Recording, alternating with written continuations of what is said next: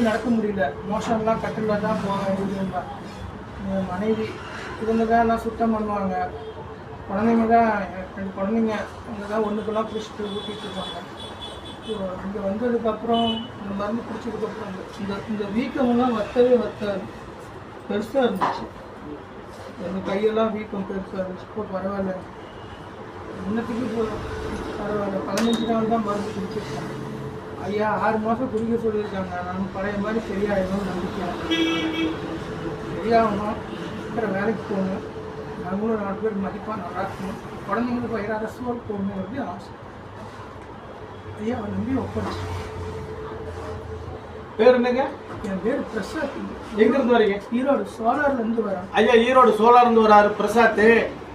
இவர் எலும்பு மூட்டுகளில் ஏற்படக்கூடிய ஆட்டோ இம்யூன் வரக்கூடிய ருமட்டாய்டு ஆர்த்தரைட்டிஸ்ல இருக்கார். மூட்டு வீங்கிரும், கையால் மடக்க முடியாது, நீட்ட முடியாது. நாம் சில பச்சளை மூலிகைகளை சொன்னோம், இது வாங்கி நீங்களே சாப்பிட்டுக்கலாம், பண்ணிக்கலாம். சில குளியல் முறையும் சொன்னோம், நீங்களே செஞ்சுக்கலான்னு. அதை செஞ்சுட்டு வர்றாங்க. அதே போல் நடக்க முடியாது, வீட்லேயே பாத்ரூம்லாம் வீட்லேயே போயிடுவார். இன்னைக்கு எப்படி இருக்கு பிரசாத்? இப்போ நானே போய்க்கிறாங்க. அவர் வேலைக்கு போக சொன்னோம், வேலைக்கு போகிற விஷயத்தையும் நான் சொல்லிடுறேன், எப்படி வேலை செஞ்சால் உங்களுக்கு பரவாயில்லைன்னு. நடந்து காட்டுங்க. பல இடங்களில் பார்த்து மருந்துகள் சாப்பிட்டு உடல் வீங்கி போச்சு, உடம்பு வீங்கி போச்சு. அப்படியே ரிட்டர்ன் வந்துருங்க. ரிட்டர்ன் வாங்க. இப்போ ஓரளவுக்கு நடக்கிறார பிடிக்கிறாங்க. எப்படி இருக்கீங்க? இப்போ கொஞ்சம் பரவாயில்ல. தண்ணி நிறைய குடிக்கணும், உப்பு கம்மியாக சேர்த்துக்கணும். மெயினாக பொருள் சொத்து உள்ள உணவுனா 2 முட்டை டெய்லியும் கொஞ்சோண்டு சாப்பாடுல நெய் சேர்த்துக்குங்க. சேர்த்துக்கிட்டா பரவாயில்ல. கொஞ்சமாச்சும் வெயிலில் உட்காரணும்.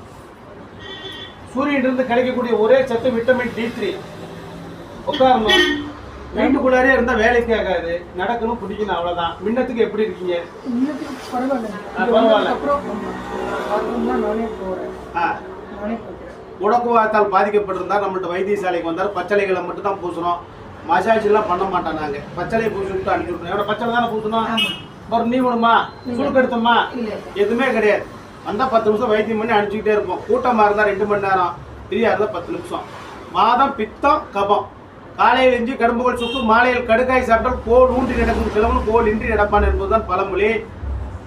அந்த வைத்தியம் வந்து காலையில் மட்டும்தான் பார்ப்போம், மத்தியானம் சாயந்தரம் வந்தால் பார்க்க மாட்டேன். ஏன்னா காலையில் 5 மணிக்கு இருந்துச்சு கீழே 50 பேர் உட்காந்துருக்காங்க. ஒரு வைத்தியசாலையில் காலை